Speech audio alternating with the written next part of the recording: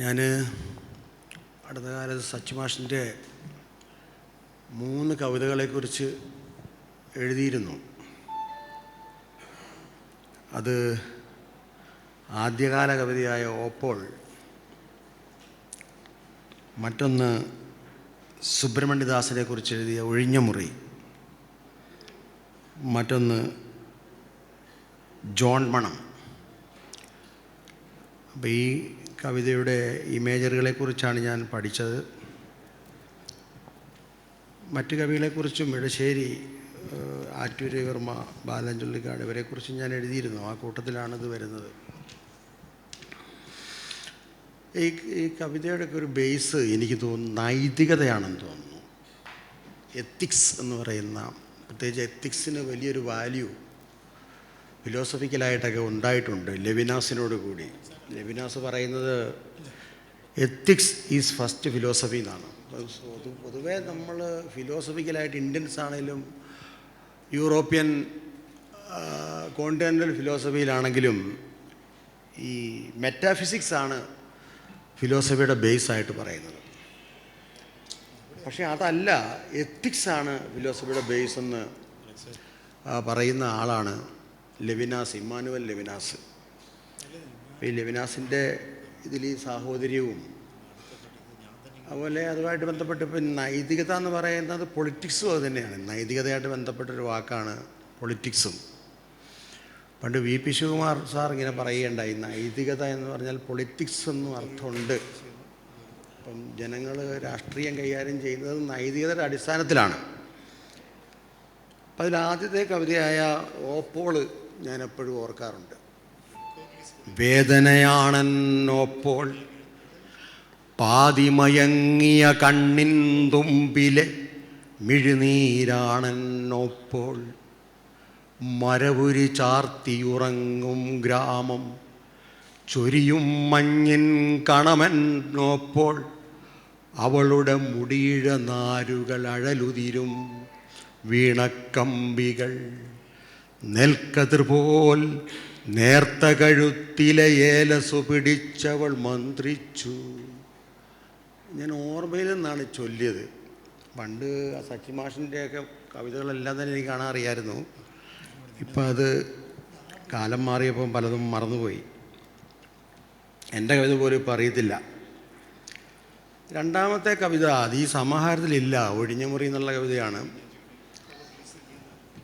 എനിക്ക് ഏറ്റവും എന്നെ വിഷമിപ്പിച്ചിട്ടുള്ള ഒരു കവിതയാണ് ഒഴിഞ്ഞ മുറി എന്ന് പറയുന്ന കവിത. നമ്മുടെ വിപ്ലവ കാലഘട്ടത്തിൽ ഏറ്റവും പ്രധാനപ്പെട്ട കവിതയായിട്ട് അതിനെ ഞാൻ കാണുന്നു. ജനലിൽ വന്ന് മരണം എന്നെ വിളിച്ചു. അതിലൊരു ഇമേജറിയാണ് പറയുന്നത്. ദുസ്വപ്നങ്ങളുടെ വാതിൽ ചാരി ഞാൻ അഭയം തേടി ഇറങ്ങി നടന്നു. കുളങ്ങൾ ഉത്കണ്ഠയുടെ കൃഷ്ണമണികൾ പോലെ ഞങ്ങളുടെ നേരെ തിരിഞ്ഞു. ആ പ്രയോഗത്തിൻ്റെയൊക്കെ ഒരു മൗലികത, കുളങ്ങൾ ഉത്കണ്ഠയുടെ കൃഷ്ണമണികൾ പോലെ ഞങ്ങളുടെ നേരെ തിരിഞ്ഞു. വളഞ്ഞ വഴിയുടെ കാവിയിൽ അന്ത്യയാത്രയുടെ കാലടികൾ പതിഞ്ഞു.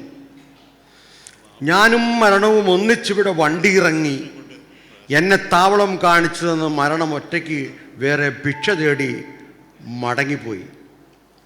കിളികളുടെ പാട്ടും തോടരുടെ ചിരിയും കേൾക്കാതിരിക്കാൻ ഞാൻ കാതുപൊത്തി. എൻ്റെ ജനതയുടെയും ഭാഷയുടെയും വറ്റിപ്പോകുന്ന നദികളെക്കുറിച്ച് ഞാൻ നീലമഷിയിൽ കുത്തിക്കോറി. ബാക്കി ഞാൻ വായിക്കുന്നില്ല. അപ്പോൾ ഇങ്ങനെയൊക്കെയുള്ളൊരു ഭാഷയിലൂടെ ഒരു ആത്മഹത്യയെക്കുറിച്ച്, ആത്മഹത്യ എന്ന് പറയുന്നത് ഒരു വലിയ വിഷയമായി ഞാൻ മനസ്സിലാക്കിയ കാലത്താണ്. പ്രത്യേകിച്ച് ഈ ആൽവാരസിൻ്റെ സാവേജ് ഗോഡ് എന്ന് പറയുന്ന പുസ്തകമൊക്കെ വായിച്ചിരുന്ന കാലത്താണ് ഞാൻ ഈ കവിത വായിക്കുന്നത്. സുബ്രഹ്മണ്യദാസ്, സനൽദാസ് ഹൈസി, അങ്ങനെ ഒരുപാട് പേര് ആ കാലത്ത് ആത്മഹത്യ ചെയ്തു പോവുകയുണ്ടായി.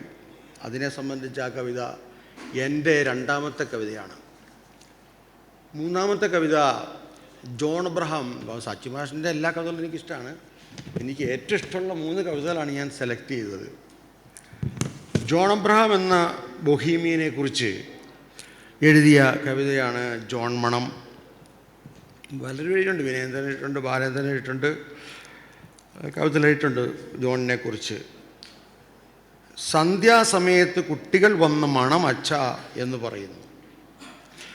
എന്തു മണം എന്ന് അച്ഛൻ ചോദിക്കുമ്പോൾ കുട്ടികൾ പറയുന്നു, തീവണ്ടി സ്റ്റേഷനോട് അടുക്കുമ്പോഴുള്ള മണം പോലൊന്ന്, ആശുപത്രി മുറ്റത്ത് നിൽക്കുമ്പോൾ ഉള്ള മണം പോലൊന്ന്, ഉച്ചയ്ക്ക് ടയർ കരിയുന്ന മണം പോലൊന്ന്, മഷിപ്പാടുണങ്ങാത്ത കവിതയുടെ മണം പോലൊന്ന്, മാൾദയിലെ പുകയിലക്കാടുകളുടെ മണം പോലെ, അവസാനത്തെ തിരുവത്താഴത്തിലെ വീഞ്ഞിൻ്റെ മണം, കുരിശിൽ നിന്ന് വീണ രക്തത്തിൽ ബലിമണം.